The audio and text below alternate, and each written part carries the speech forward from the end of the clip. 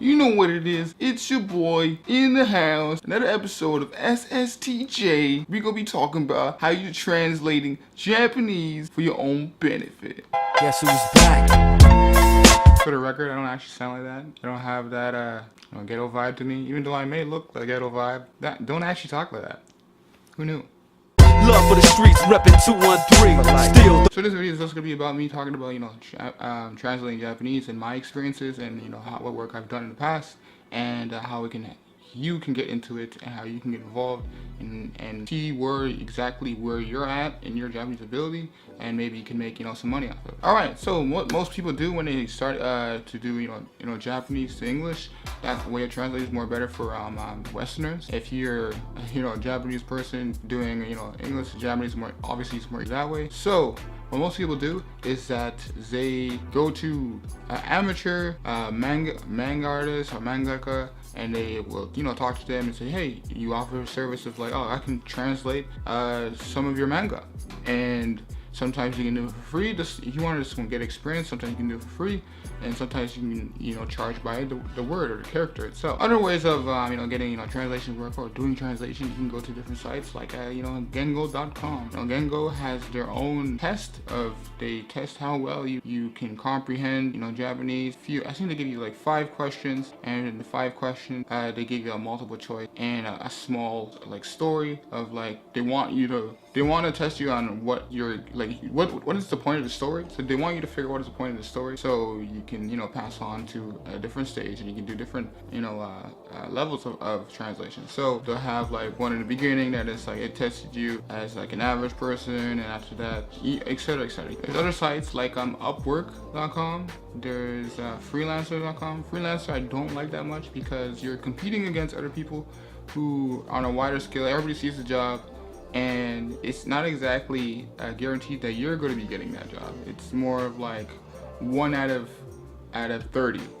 Out of 30 chances you'll get the job, unless you have a lot of certifications, or you have a background of doing a lot of translations in the past, and you have people who can like vouch for you.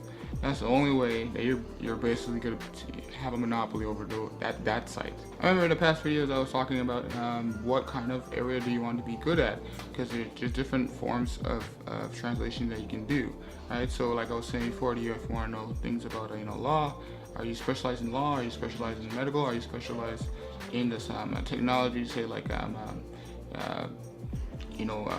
words that are meant for like mechanical stuff.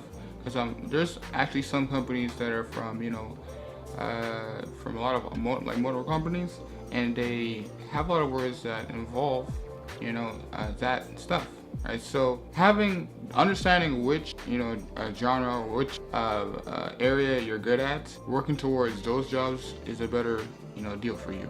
Okay, so with translation, you need to be able to proofread over and over again. Even if you feel that you've done a good job on the proofread, it's always good to like let someone else see it over, or have a double check, because once you make a mistake in the translation itself, or it doesn't sound intelligible in the way that it should be, then it's a problem, right? Your reputability, your reputation, gets a little bit tarnished because the translation you did wasn't that great. Even if the meaning it needs to be in a way that anyone can understand. It can't be vague, So keep that in mind. Another thing that you should be doing is having a dictionary with you at all times. Electronic dictionary at all times. Check over things. Be in front of your computer. Go on online dictionary. Go on just.com. Go on anything that can make your life more easier while you're doing these translations.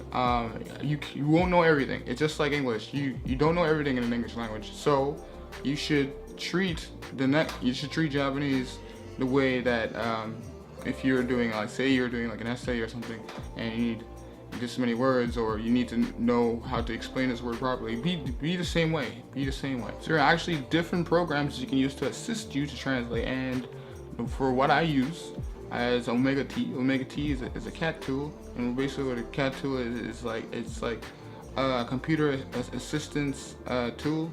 So it helps you get things done more quicker. So say that you have one document in a Word file and you want to translate it without actually opening it. Omega T can, take the embedded file and then go through it, and you don't exactly have to rearrange it. The cat tool, Omega T will do that for you, and you can just pick segments of it and go through that directly, and the Omega T will finish whatever the translation you've done and replace it. Very useful. Has its own glossary as well too. You can use that to make your life a lot more easier. And yeah, well, that's all I gotta say. If you like the video, like the video. This is a little bit more focused, not exactly on studying Japanese, but if you get to the point that you're doing translation, it's a good plus to for me to tell you about this, because I have more experience doing this. All right, so yeah, like I said, you like the video, I'm on Twitter. If you have any questions, ask me any questions. I will be there. And yeah, if you guys like this video, and thanks. この番組はご覧のスポンサーの提供でお送りします。